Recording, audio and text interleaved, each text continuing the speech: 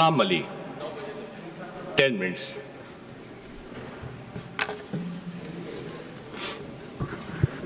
शुक्रिया chairman sir. आपने मुझे प्रेसिडेंशियल एड्रेस के मोशन ऑफ थैंक्स पे बोलने के लिए कहा। मैं आपका आभार प्रकट करता हूं। जब हम प्रेसिडेंट साहिबा का एड्रेस सुन रहे थे तो एक पार्टी के कद्दावर नेता ने राष्ट्रपति पे जब टिप्पणी करा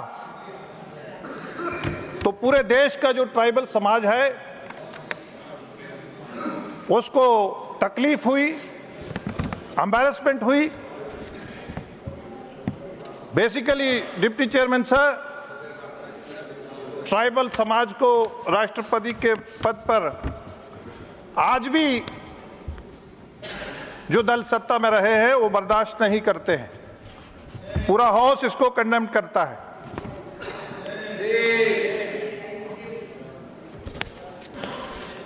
अभी बातें हो रही हैं, मुझे 2-3-4 दिन पहले से हाउस में एक बात डिस्कस हो रही है। भारत की सदर ने भी, प्रेसिडेंट साहिबा ने भी उनका जिक्र किया है। यहां दुनिया की सबसे बड़ी गैदरिंग हुई है महाकुंभ में। पूरा हाउस, पूरा देश जो जाने गई हैं उसके लिए हम श्रद्धांजलि पेश करते हैं। लेकिन अगर हम थोड़ी नजर मारें हिस्ट्री में, फरवरी 1956 में 800 लोगों की जानें गई। अगस्त 2013 में नासिक में 29 लोगों की जानें गई। 2005 जनवरी में 293 लोगों की जानें गई। फरवरी 2013 में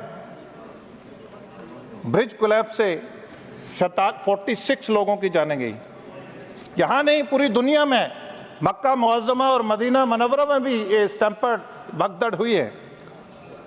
वहां 87 में 400 मौतें हुई, 94 में 270 मौतें हुई, अप्रैल 9 1998 में 118 मौतें हुई, मार्च 5 2001 में 35 मौतें हुई, फरवरी 11 2003 में 14 मौतें हुई और सितंबर 24 2015 में 717 लोगों की जानें गई और 865 लोगों की मौतें हुई। बड़े अफसोस से कहना पड़ता है कि आज हम ऐसी चीजों को भी इशू बना के अपने आप को जिंदा रखना चाहते हैं। अगर हमने 10 साल पहले वहां व्यवस्था देखें, वहां कोई टेक्नोलॉजी, कोई कुछ नहीं था, ओपन डेफिकेशन थी, इनएफेक्टिव गार्बेज डिस्पोजल था, लैक ऑफ मॉडर्न सिक्योरिटी और मैनुअल पुलिसिंग थी। कोई भी वहां लैक ऑफ ट्रांसपोर्ट। लेकिन अगर 2014 के बाद देखें तो 4200 करोड़ रुपया उससे इंफ्रास्ट्रक्चर बनाया गया, मॉडर्न सिटी टाइप टेंट बनाए गए, artificial drone, CCTV, crowd monitoring, modular toilet, sewage treatment plant, ताकि हमारा रिवर जो है वो पोल्यूट ना हो, facial recognition, quick response system, increase number of police personal और कुंभ ऐप और डिजिटल नेविगेशन और डेडिकेटेड रेलवे और बसेस का इस्तेमाल हुआ। इस पे भी जरा नजर डालिए। ये मैं अपोजिशन के नेताओं से कहूंगा। इसके साथ साथ अभी हमारे कुछ दोस्तों ने बात करी है कि अल्पसंख्यक समाज के लिए बड़े आंसू रोए हैं।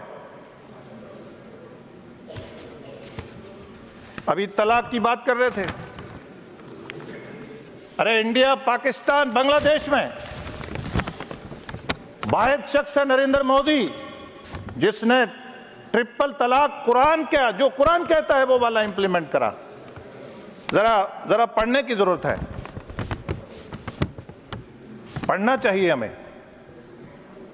अभी वक्फ की बात हो रही थी, पूरा देश मानता है, 2024 प्रपोज एक्ट जो है वो मानता है कि वक्फ जो है उसमें ट्रांसपेरेंसी होगी, वाकिफ की मंशा के खिलाफ नहीं होगा। लेकिन मुतवल्ली अकेला ही बेच दे प्रॉपर्टी को, उसके पास किसने, जब खुदा को दे दी, गॉड को दे दी, तो मुतवल्ली के पास क्या राइट है? क्या देश का वजीर आजम देखता रहेगा कि इतने बड़े समाज की आप प्रॉपर्टीज को लूट खसुट करेंगे? क्या आर्टिकल 26 यही कहता है कि आप बाड़ी खेत को खाते चलो? इतना बड़ा एहसास आप बोलते हैं, रेलवे डिफेंस के साथ जोड़ते हैं। कहां है इंस्टीट्यूशन 70 सालों में? कहां है अस्पताल? कहां यूनिवर्सिटियां बनी? कहां वक्फ की प्रॉपर्टी को खाया? आज देश के वजीर आजम आपसे 70 साल का हिसाब लेने वाले हैं। बड़ी बड़ी बातें होती है। संबल की बात भी हुई। अरे पहले हमने उनको अनपढ़ रखा, वोट बैंक तक रखा, पहले उनका वोट लिया, फिर उनको उकसाया, फिर उनको उकसा के अपनी रोटी सेकी। बड़े अफसोस की बात है कि उनकी वेलफेयर के लिए बात करते, आपने 70 तक उनके कल्चर को खत्म करा। किसी बदमाश का रोल हो वो दिया, उसको इलिटरेसी से जोड़ा, अनपढ़ता से जोड़ा, उसको देश का नागरिक नहीं बनने दिया, उसको देश की डेवलपमेंट का हिस्सा नहीं बनने दिया। ये बड़े अफसोस की बात है। और 90 के बाद आपने टेररिज्म के साथ जोड़ा। ऐसे कैसे? आप साइको टेरर, आप एक कम्युनिटी में टेरर, बड़े भाई का टेरर क्रिएट कर रहे हैं कि आपको, जो आपका बड़ा भाई है वो आपको खा जाएगा, आपके मदरसे खा जाएगा, आपकी वो खा जाएगा। हमें इस चीजों से बाज रहना चाहिए। आज डिप्टी चेयरमैन सर,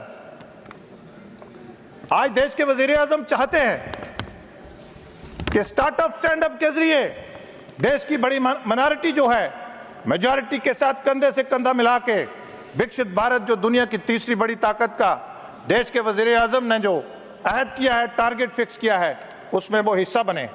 देश के वजीर आजम चाहते हैं कि वो एक हाथ में कुरान और एक हाथ में टेक्नोलॉजी रखें, लेकिन नहीं चाहते वो लोग जो उनका वोट बैंक पे डिपेंडेंट हैं। वो चाहते हैं वो वोट तक ही रहें। इसलिए देश के वजीर आजम ना अपीस करते हैं ना टीस करते हैं, कोई डिस्क्रिमिनेशन पॉलिसी मेकिंग पे नहीं है। तो इसलिए मैं ये भी कहूंगा हाउस के सामने कि हमें एक देश के बड़े तबके को आगे बढ़ने देना चाहिए और उसकी हौसला अफजाई करनी चाहिए। और ये मैं कहूंगा, मैं जम्मू कश्मीर से आता हूं, वहां भी इस तरह की पॉलिसी पिछले 70 साल इस्तेमाल करी गई। वहां जब शुरुआत में हम यूएन में चले गए, जम्मू कश्मीर के लोगों में दोहरी ज़हनियत क्रिएट करी गई। उनको मालूम तक नहीं रहा, कभी उनको ऑटोनॉमी का और कभी so called short form of आज़ादी का लारा दिया। और इस तरह करते करते उनको दिमाग में दोहरी ज़हनियत क्रिएट करी। आज उनका जो वहां से जम्मू कश्मीर से लोग भाग रहे थे, वहां आज स्टेबिलिटी आई है। आज लोग अपनी प्रॉपर्टी पे खर्चा कर रहे हैं। जिसकी एक दुकान थी वो 2 बना रहा है, जिसका एक होटल था वो दूसरा बना रहा है। आज वहां हमने मिनॉरिटीज को, आज जो वहां से कश्मीरी पंडित, वो जो वहां अपना घर, अपनी इबादत गाह छोड़ के भागा था, आज हम उसको कोशिश कर रहे हैं कि वो वापस अपने घर में जाए। आज हमने उसका पॉलिटिकल रिजर्वेशन करा है देश के वजीर आजम ने। 70 साल डिप्टी चेयरमैन सर, इनको वहां ओबीसी समाज नहीं दिखा। समय खत्म। 70 साल। Please, I am concluding sir. Conclude sir मेरे पार्टी का टाइम है। Conclude sir time. सर 70 साल खत्म करें जल्दी। सर 70 साल ओबीसी समाज को हमने मेयर 2% रिजर्वेशन दिया, देश के वजीर आजम ने उनको 8% रिजर्वेशन दिया। सर अभी मेरी शुरुआत थी सर। खत्म करें सर। Election please. आज जो बड़ी कल तक बड़ी डिमांडें करते थे कि जनाब असेंबली का इलेक्शन, हमने असेंबली का इलेक्शन करवाया, पार्लियामेंट का इलेक्शन करवाया, हमने 3 टायर का करवाया, लेकिन यहाँ एमपी 500 वोट से भी आते थे। लेकिन पहली बार देश के वजीर आजम और वहां से हमारा इलेक्शन कमीशन ऑफ इंडिया ने इलेक्शन करवाया, भारी तादाद में कश्मीर और जम्मू में लोगों ने वोट दिया। Thank you. और हमने पूरे देश की पॉलिटिकल जमात को बताया जो कि इस पे क्वेश्चन उठाते हैं ईवीएम पे, आज वहां लोग जीत के आए। Thank you chairman. शुक्रिया सदस्यगण।